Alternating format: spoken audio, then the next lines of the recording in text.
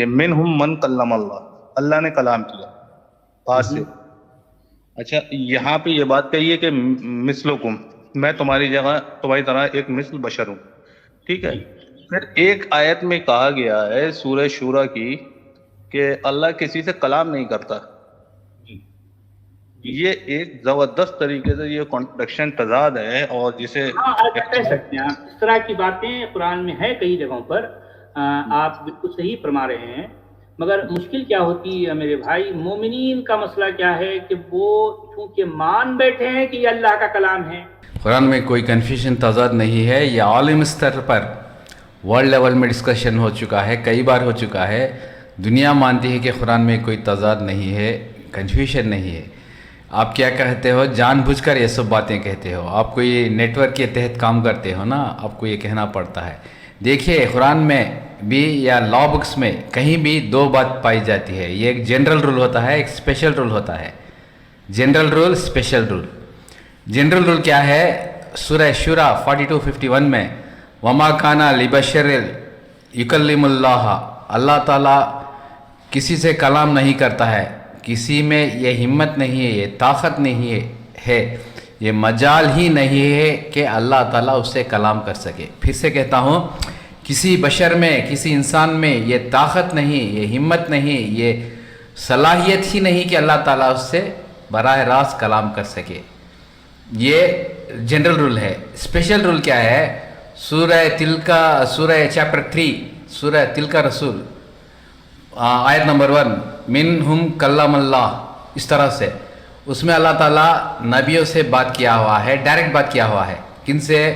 آدم علیہ السلام سے، موسیٰ علیہ السلام سے، حضور سے ڈائریکٹ بات کیا ہوا ہے، براہ راست ڈائریکٹ. موسیٰ علیہ السلام سے، حضور سے، آدم علیہ السلام سے براہ راست کلام کیا ہوا ہے. یہ ایسا لکھا ہوا ہے. یہ اس کو کہتے ہیں اسپیشل رول. دو رولز ہیں، جنرل رول، اسپیشل رول. یہ کسی 10th کلاس بچے کو سمجھائے گا نا، وہ سمجھ جائے گا. آپ کو بھی معلوم ہے لیکن آپ نہیں کہتے. Sister asked a question, the non-Muslim sister, that there are some verses of the Quran which are abrogating or contradicting. It's cancelled. So does it mean that, how can there be a contradiction? If you read the Quran, there are no two verses in the Quran which contradict. I challenge anyone to point out any two verses in the Quran which contradict. Allah says clearly in the Quran in Surah Nisa, chapter number 4, verse number 82, Allah says, أَفَلَا يَتَدَبَّرُونَ الْقُرْآنَ وَلَوْ كَانَ مِنْ عِنْدِ غَيْرِ اللَّهِ لَوَجَدُوا فِيهِ اخْتِلَافًا كَثِيرًا. Do they not consider the Quran with care? Had it been from anyone besides Allah, there would have been many contradictions. Now, in the Muslim Ummah, I'm aware, there is a concept of abrogation, theory of abrogation, known as Mansukh and Naskh, based on the verse of the Quran of Surah Baqarah chapter 2, verse number 106, and Surah Nahl chapter number 16, verse number 101, which says that Allah subhanahu wa ta'ala does not cause any of his ayat, any of his signs to be forgotten. He substitutes it with something better or similar. Now, based on this verse, there are many scholars who have propounded the theory of abrogation, Naskh and Mansukh. People will say, what is Dr. Zakir Naik talking about? No, that no verse will contradict. The Quran says the verse will not contradict. It will not contradict. Any scholar says anything, I'm not bothered. Allah is the highest, number one. Now, if you read the verse of the Quran, you can analyze the verse of the Quran in two ways.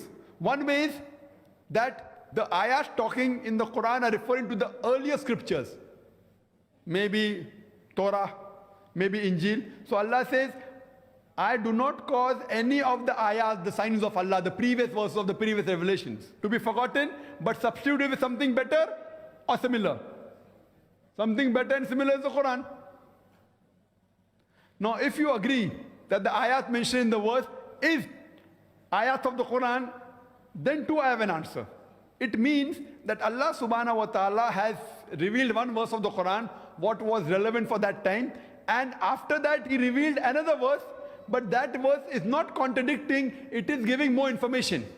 And the two verses given by the sister of Surah Nisa chapter 4 verse 15 and Surah Nur chapter number 24 verse number 2, though she hasn't mentioned the translation, and by Allah's grace says that if anyone is caught in fornication, if any woman is caught in fornication, then keep her in custody in house arrest, like seclude her until she dies, or Allah ordained something else.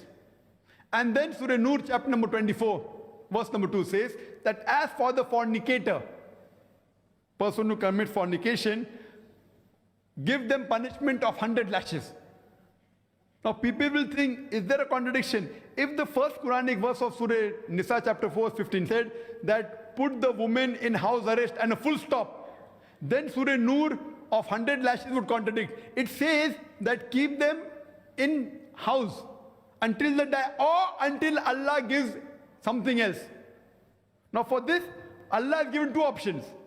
In the Quran, for a fornicator, there's 100 lashes. And in the hadith of Sahih Bukhari, for an adulterer, the punishment is thrown to death. So this verse of the Quran does say that Allah will give some other punishment later on.